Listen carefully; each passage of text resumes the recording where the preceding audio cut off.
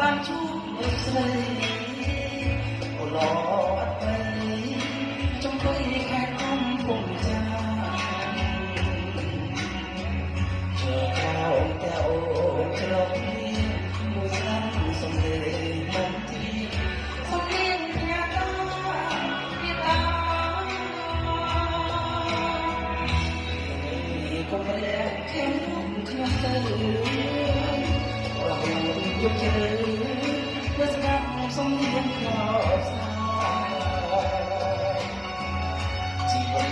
កុំព្រៀននេះបានចិត្តទៅកុំសងហើយតាបានមកជួយ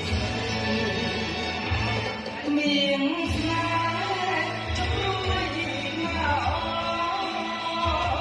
ស្រីស្ងួនពីមកសូមឆ្លងវិស័យ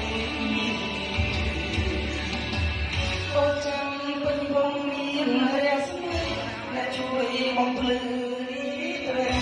ចាញ់ទុនជួបស្រីគឺព្រេងនេះស្នាថ្មីតែជុំកាស្រីចូលជុំទៅចិត្តមកជុំណាបង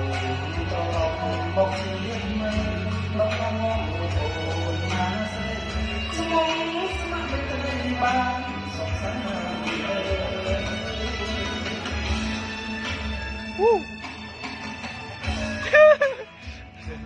ាទជួបគាត់យកបានសុខសប្បាយចិត្តក្នុងការញ៉ាំអាហារទាំងនេះបាទ Hey, good.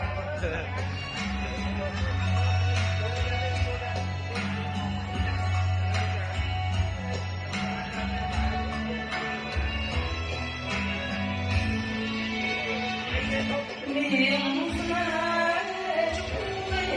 ណាអូស្រីស្រួល